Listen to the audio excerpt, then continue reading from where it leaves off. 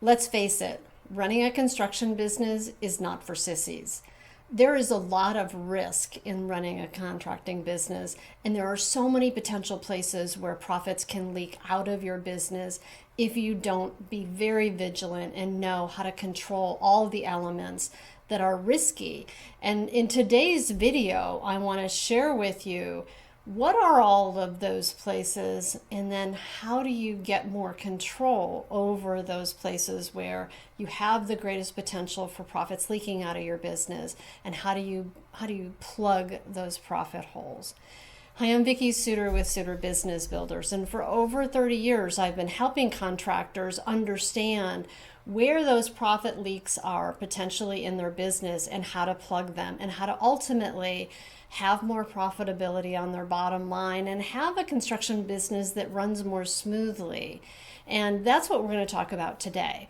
And I'm going to share my screen here in just a second, and I'm going to walk you through what I call the profit cycle.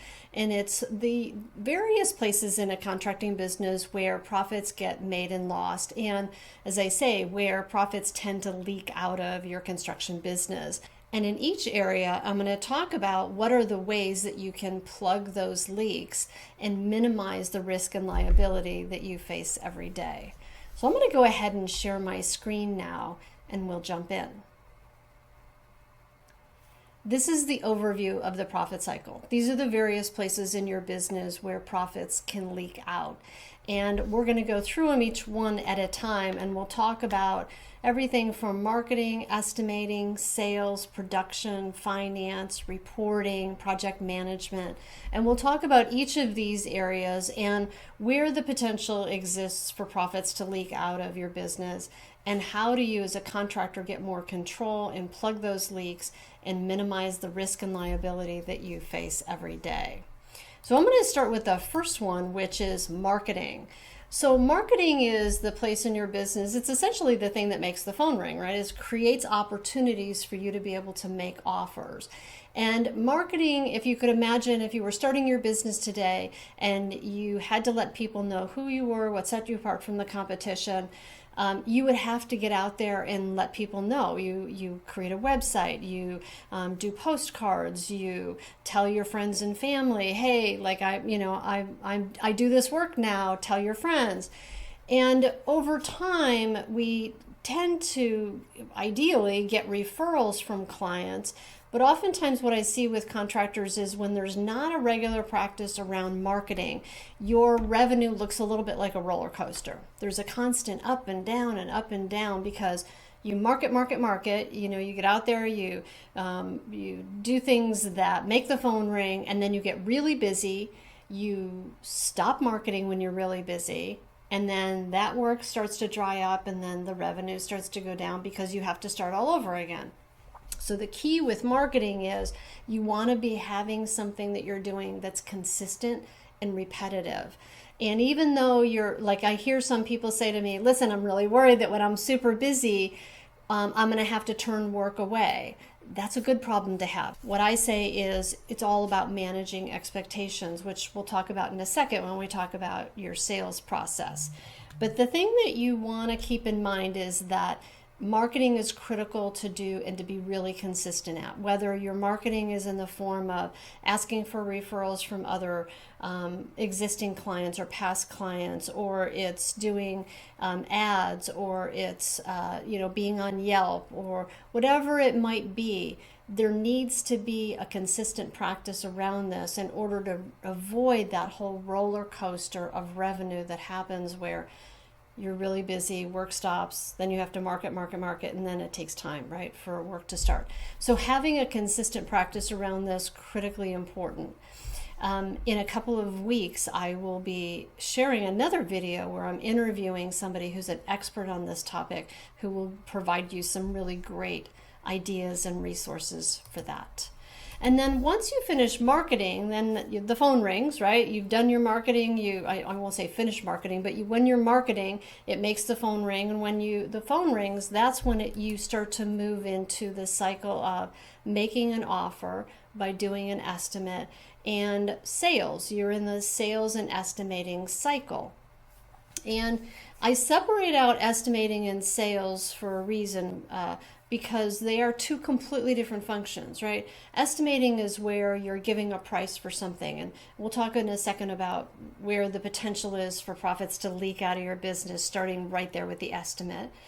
But the sales process is really about how do you control and guide somebody through your process of taking them from the moment that they call you to signing that contract. What is your process for doing that? So I want to talk about each of these separately because they are very powerful in and by themselves as ways to be able to have more control over your bottom line and more control over the amount of work that you actually get. So in estimating, let's talk about where's the profit leaks potentials there. So clearly one of the big profit leaks is having the right scope, right? Making sure that you're really clear about what the scope of work is and that you haven't made any assumptions and that you haven't added anything in there that really shouldn't be in there also, right? So being really clear on scope is critically important. Having a good sales process where you ask a lot of questions is really a great way to be able to help you do that.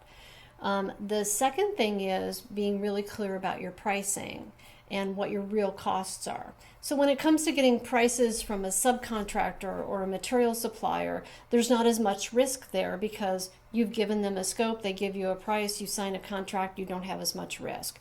But when it comes to labor, you have a lot of risk, right? There's so much more risk in labor, and making sure that you're really clear about what is my labor actually costing me? Like, what's it cost me to do the work itself, and how do I make sure that my labor cost includes my gross wages, my employer taxes, workers' comp insurance, any other related benefits like 401k or profit sharing or anything like that, vehicles, things like cell phones, like all of those things that you actually pay for an employee as your actual cost per hour for them, you want to make sure is built into your base cost of doing that project. And then there's things like making sure that you have other costs included in there, like liability insurance, right? So your liability insurance is directly related to the revenue that you generate, making sure that that cost is included in there as well. So these are all costs that are related to actually doing the work that sometimes we don't include all of them. And when you make sure that you include all of them in your estimate as your base cost, you're going to make sure that you're not having to pay for those costs out of your profits. And so then let's talk about another key number that's super important in terms of estimating, which is marking up for overhead. Are you really clear about what your overhead markup percentage is? Now, I've done videos on this. I have articles on it. You can check out my website. I'll put a link here with the video as well that you can go look it up and calculate this. Your overhead break-even percentage is actually a number that a lot of people get incorrect. They think it's the percentage on their profit and loss statement, and it's not. It's actually quite a bit higher than that. And so making sure that you know, what do I have to mark up my base costs just to make nothing on the bottom line? You really want to make sure that you know that number. And then, obviously, if you're going to make a profit, you need to make sure that you're clear about what your profit goal is and your gross profit goal is. One of the things that I have found is really helpful is before your estimates go out, that you first of all have a goal for gross profit margin in your construction business. Contractors live and die by gross profit margin. So knowing what that goal is for you when you're estimating work is going to allow you to make sure that that estimate before it goes to the customer is actually meeting your gross profit margin goals. So I highly recommend that you have a goal and that you're really clear about your prices and that you check your bids before they go out to make sure that you've bid at reaching your gross profit margin goal. So that's a way that in the estimating stage of things can really help you. And what did I say? I said making sure that you're really clear about scope, making sure that you're really clear about your actual cost is, and then making sure that you've marked up enough to actually make a consistent profit and the profit goal that you've set for your construction business. So doing those three things, I have seen time and again that when contractors do that, you're stacking the odds in your favor right out of the gate to make sure that you have the potential of making the profit that you want to make in your business. And then the next place where profits can leak out of your construction business is in sales. And I say sales because I look at this like a completely different function within your business. And if you're a small contractor and you're listening to me, you're like, yeah, I'm wearing all those hats. I'm doing all of that simultaneously. And what I'm going to encourage you to do is to think about it as though you have to do all of those things with intention, right? With a purposefulness of it. So a sales process means that I am clear about how I'm guiding somebody through the sale from the time the phone rings and I'm having that initial conversation with them through the time that they actually sign the contract. Do I have a process whereby I'm guiding them and I'm directing how that conversation is going? And I'm talking about a written sales process, one where when you go do a site visit, that you have specific questions that you're asking, or the way that you manage the client communication and letting them know your process and that you have a process and guiding them through it lets you have more control and gets them to build know, like, and trust with you. And that's really important in the sales process, right? Like the more people can know, like, and trust you, the more confidence they're going to have that you're going to be able to take care of them, do the project that they want to have done, that you're going to do it the way they want to do it. And the more you can represent yourself as being professional with a process at the front end, the more credibility you have as a contractor, the more likely you are that people are going to want to be able to do work with you. I will also include here a link with this video, a document that is a sales process overview. It's one that I use with people all the time, and it's a great process that you could use within your construction business. All right, so we talked about marketing, consistency, doing it consistently, making sure that you have some mechanism for doing outreach and or making the phone ring, essentially, right? Whether that's marketing or going to social, to business development events or networking or doing emails or Yelp or all those, lots of different potential, right? So marketing, and then estimating, making sure that your prices are accurate, that you really know what your real cost is, completely burdened labor and cost, all that, your insurance, how much you're marking up for overhead, and then obviously being really mindful and intentional about being clear about scope. And then sales, making sure that you have a sales process where you're guiding somebody through. So those are the first three places where profits, even before a project begins, can leak out of your business. And doing just those few things that we talked about can really start to make a difference. Now let's talk about production and where profits get made and lost from the production side of it. So there's three key places that I've seen that when people are super rigorous about doing these three things, projects tend to run more smoothly, they tend to come in closer to on budget, and they tend to finish more on time. So the first piece is the handoff process between sales and production. When you have a really good solid handoff process between sales and production, what you're going to find is that people who are running the jobs have a greater clarity about what's actually included and excluded. And that gives them more confidence to be able to take more powerful actions in terms of how they manage and direct that project. So that's usually the handoff process from the sales and estimating team to the foreman or the project manager, depending on like your business and who's involved in it. But the more you can be super clear about what's in the scope, what's excluded in the scope, what are the expectations of the client, what are the assumptions that you made when you were estimating, what were your, even just from a production rates, like what did you expect it would take in terms of how many hours, how much project management hours did you put in there, whatever.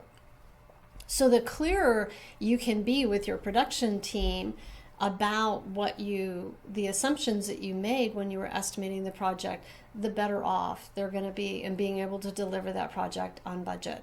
And the other thing is it sets up a different relationship between them and the homeowner or the project owner, whoever the client is, in a way that they can build more rapport with that person because they're more knowledgeable about the project and so on. So it's a great way to get projects so that they kickstart quickly. The second piece in production that's critical and that I have seen is the difference that makes the difference in projects running smoothly and being more efficient is using what I call a 2-week look ahead. So a 2-week look ahead is where you're looking up once a week and looking out at the next 2 weeks and asking these questions. What subcontractors, what labor am I going to need? What subcontractors need to be scheduled, need to be planned for? What materials need to be on site? Are there inspections that need to happen? Are there issues that need to be resolved within the next 2 weeks? So, a lot of times what happens, and, we've all seen this, right, where production people just like they got their head down and they're working really hard to just move to the next thing and the next thing and the next thing. So part of what the 2-week look ahead is that it has people look up and look out and ask the question, all right, what's coming in the next 2 weeks? What's coming in the next 2 weeks?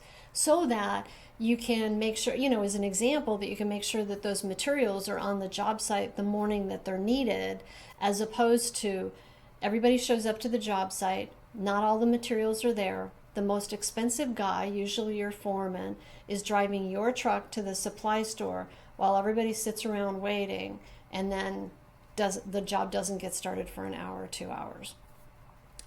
Huge place where profits are leaking out of a lot of construction businesses. The whole thing's with having materials on site when you need them, really huge.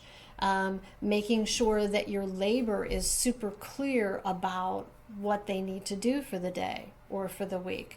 So that's the second piece. The third piece is making sure that you're planning out for at the beginning of every week. And ideally that's going to happen within your 2-week look ahead.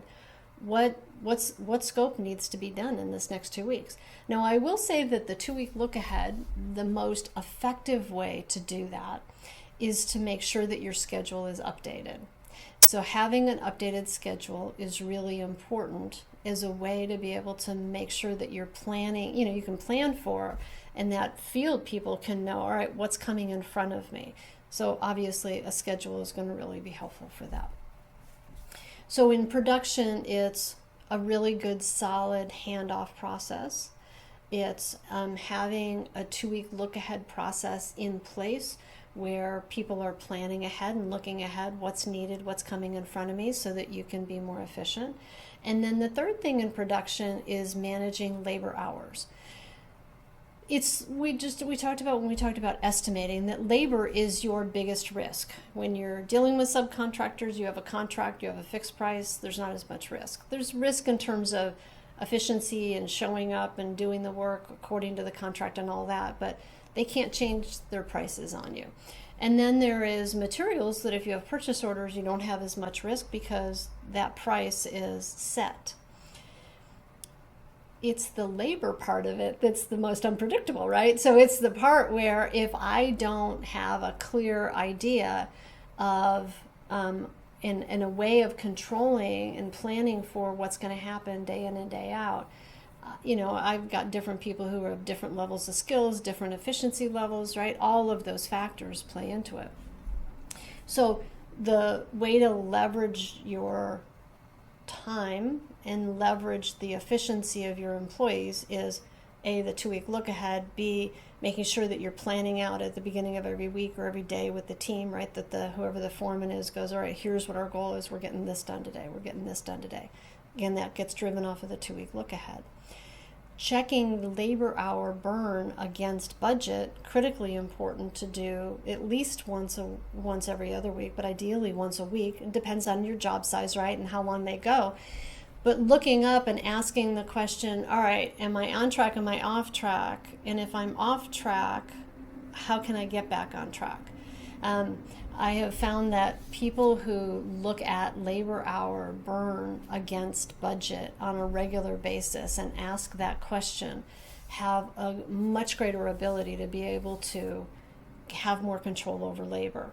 I'll share an example with you when we talk about project management, about doing cost to complete, and that's a great place to be able to be able to analyze that. All right, so those are the 3 places in production, and then the next place is in accounting. So where do profits leak out of your business in accounting? Well, there's the obvious things like billings are not getting done on a timely basis, right? So your billings to your clients aren't getting done. That's impacting your cash flow. Or change orders aren't getting processed. That's actually more in project management, but not getting processed in a timely manner to a client who then doesn't pay. Not getting data input on a regular, consistent basis so that your team has good feedback about where they stand with labor hours or job costs so that they can manage and control the cost of a project. So timely input of data is critically important for the accounting department, and having controls in place for how you're going to make sure that money isn't just walking out the back door too. So what do I mean by that? Well, that the person who's handling your finances doesn't have complete control over all of the money in your business, right? So that they're making sure that before a bill gets, a check gets written, somebody who's a more senior person or you as the owner are signing off on that, or signing the check, or approving that payment. Not having credit cards get paid through the bank account without you being the one to authorize that transfer out of the bank account. I've seen people get embezzled from in lots of creative ways because they weren't paying attention to their numbers and they weren't paying attention to their finances, and they just assumed that the bookkeeper was holding all of it. Well, the bookkeeper holding all of it also means that sometimes the bookkeeper will put their personal credit card through and pay it through your bank account, or write extra checks, or create fictitious vendors. There's all kinds of ways that I've seen embezzlement happen.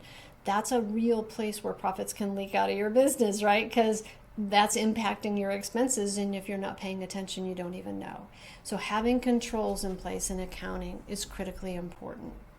So the three key things. One is receivables, making sure that all your jobs are fully billed on a regular schedule per your contract, and making sure that, a lot of times I see like the final payment doesn't get billed, or final invoice doesn't get issued at the end of a job.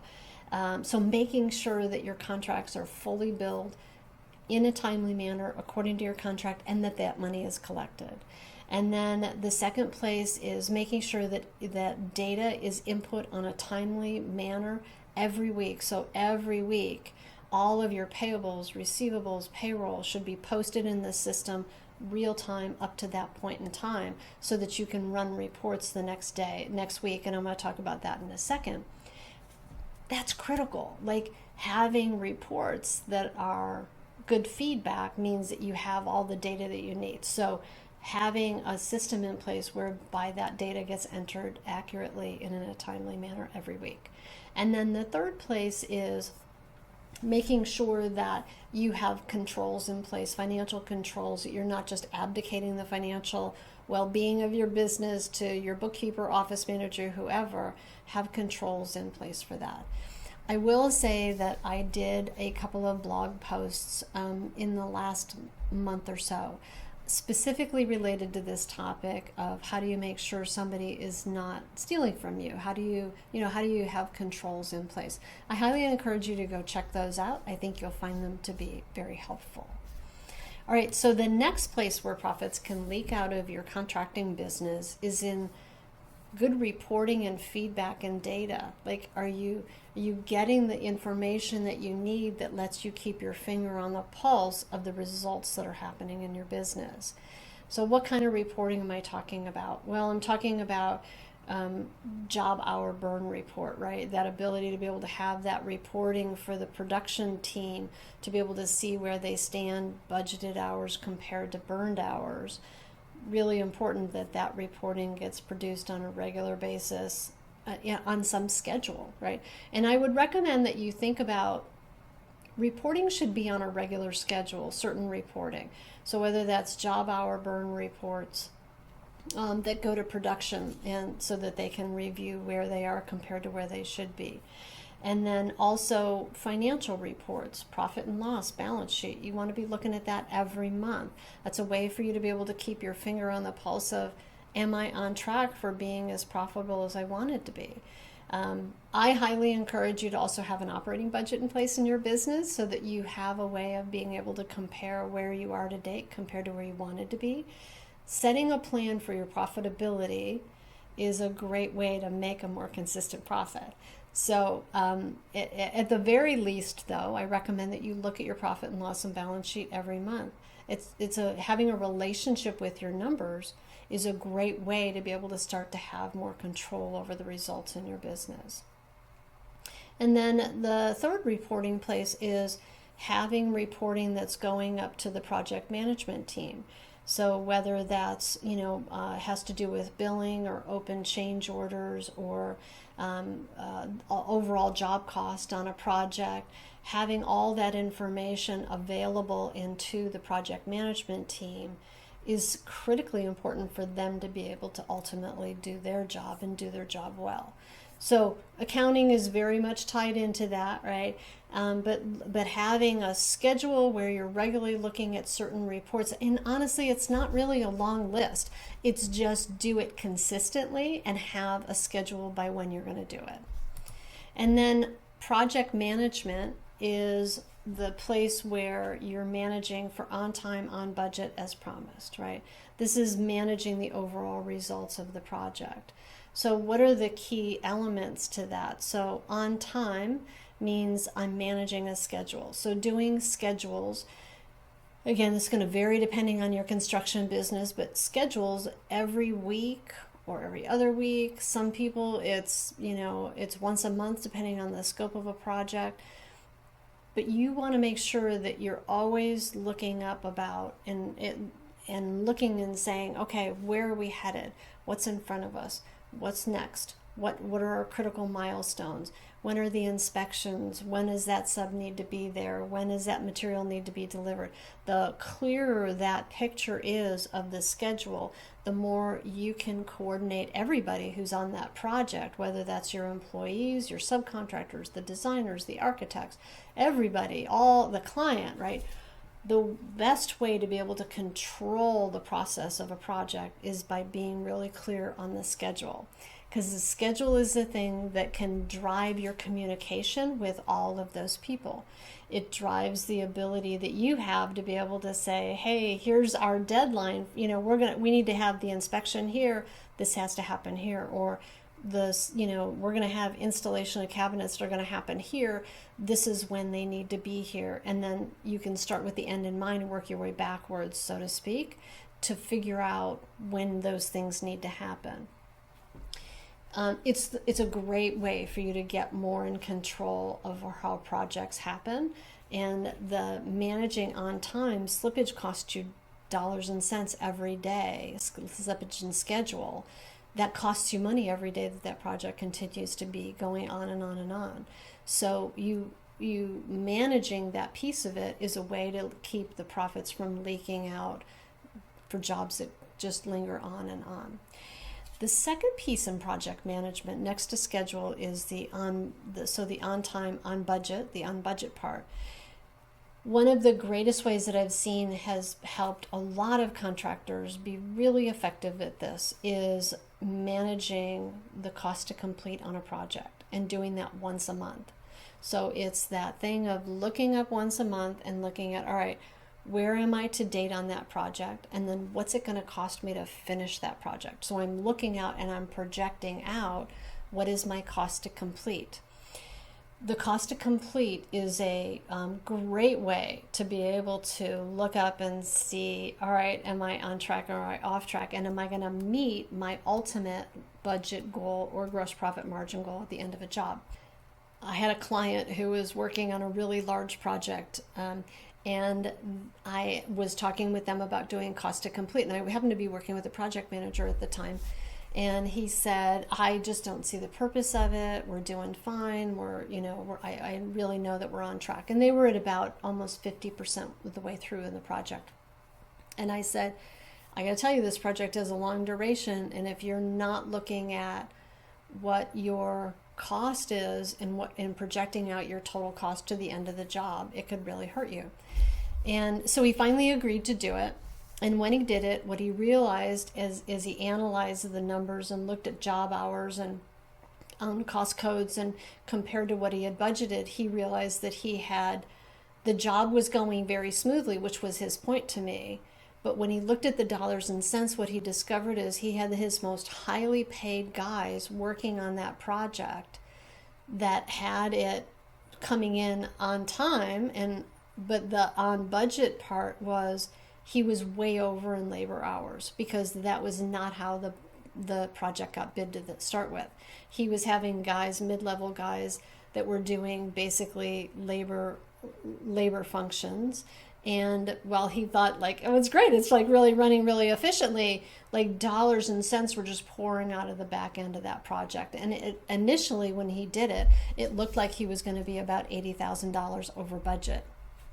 And what he started to do at that point was he was like, all right, I got to strategize about who I have doing what work go forward. I got to reorganize the whole way that I'm managing my team and who's doing what portions of work, and make sure that I get this back on track and see if there's a way I can turn it around.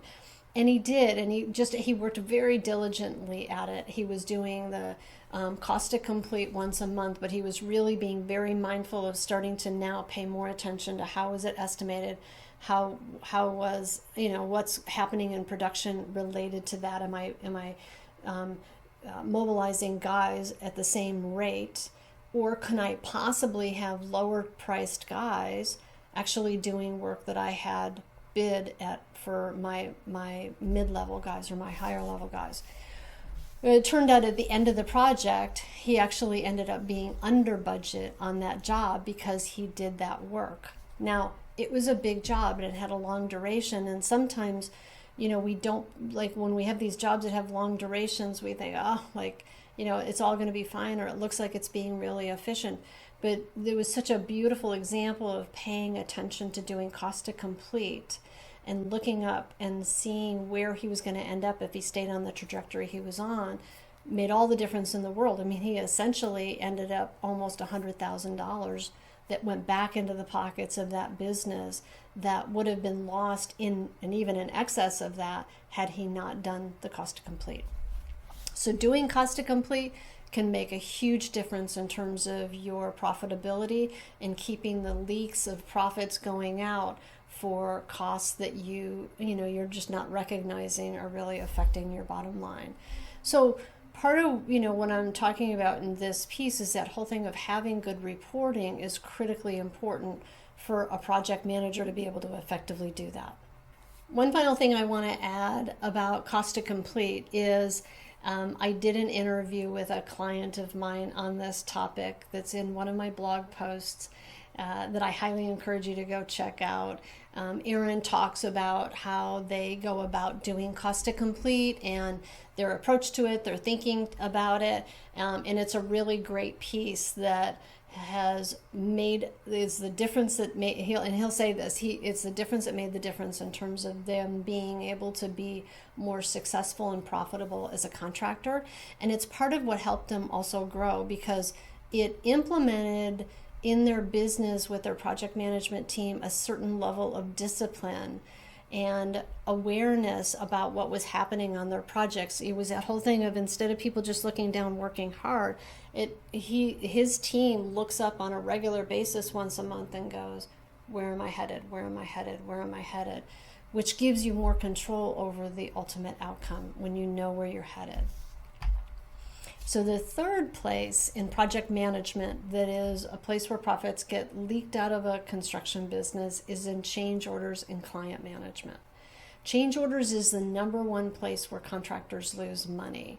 And I've seen this time and again. I've been doing this for 30 years. Like, change orders not managed well it's like it'll eat up your entire profits. And so what's the key about change orders? First of all, is having a really solid change order process in your business can make a huge difference in terms of your ability to make a consistent profit, because having a solid change order process, the process that gets followed, is the thing that will manage the expectation well with the client, make sure that work doesn't happen out of scope without a signed authorization or signed change order from the client, and making sure that you stay in front of that communication with the client is critically important. So a lot of times what I see is that when people don't have a change order process or they don't follow it, they do work out of scope. There was some casual conversation with a client.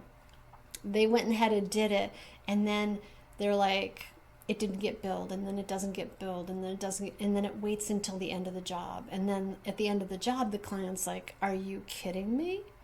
So change orders and staying in front of it, and even staying in front of change order communication where a client has signed the change order authorization and they paid for the change order, making sure that you stay in communication with the client about, hey, here's where you stand with the project. Here's what you originally said you were going to spend and what the scope was. Here's the changes that have occurred, that you have, certain decisions that you made along the way, or modifications to the, could have been modifications to the drawing. It could have been they added extras. It could have been unforeseen conditions. Those are all the types of things that cause change orders to happen. And then here's your final price. Here's where we're headed. Here's what this is looking at. That, combined with communicating the schedule to the client, are great ways to make for happy clients. Missed expectations is always the thing that has people become unhappy, right? So how do you have happy clients who are great referrals, who have projects that run more smoothly, people who make better decisions, is keeping them informed. So that having that schedule of regular meetings with the client where you're communicating with them about change orders, and you're communicating with them about the dollars and cents of their project and where things stand, and also communicating with them about their deliverables in order for you to be able to finish the project on time. Doing that with a schedule in hand and all of the financial data about that project are a great way for you to be able to stay in front of it with the client and make sure you end up with a happy client who's going to pay their bills, who's not going to be unhappy or have a missed expectation, right? So profits can leak out of your business in the project management side when you don't have those things in place. And so just to reiterate, it's regularly updating your project schedule for where you're headed and being really clear about what needs to be where, when, whether that's a sub, a material, labor, what have you. Making sure that you're doing cost to complete, you're projecting on a regular basis. Once a month is a really good schedule for bigger jobs, but you might have to do it a little bit more often for smaller jobs. Where am I going to end up on that job? And do I need to make any modifications or changes? There's a whole strategy about doing cost to complete that is very helpful. And again, I would encourage you to listen to that interview I did with Erin on my blog. But it's the whole thing of look up, look out, see where I'm headed. The more you can see where you're headed before it's history, the more control you can have over impacting that. And then the third place is managing, as promised, the client relationship. Managing that relationship so that you're keeping on top of it with the client, that you've got a good change order process in place, that there's controls in place in terms of changes of scope, and that you're regularly engaging with the client about where they are at so that you're managing that expectation. So those are like, that was kind of a lot in terms of all the production side of it, right? That's all the day-to-day places where profits can leak out of your contracting business. And the last place is analysis. So when I say analysis, it's really looking at what's working, not working, and what needs to be different in your construction business. So that could look like looking at completed jobs and using that data to inform you when you're estimating in the future. Hey, am I missing some scope consistently? I remember somebody sharing recently that when they did this and they did a whole post-mortem on several projects, that they realized that there was this one thing that kept getting missed in estimates again and again and again, that had they not looked at it, they would have just continued to do it. And so it plugged that leak in estimating, so that estimating stopped missing that scope of work. And then in analysis also is this other piece, which is analyzing projects. What's the most profitable type of work that you do? I had a painting contractor that when we started to do this, they looked at projects that they were doing with homeowners, designers, general contractors, and analyzing where did they make the most margins, what was their sweet spot, like where did they do their best work, and what were the projects that they really enjoyed doing the most.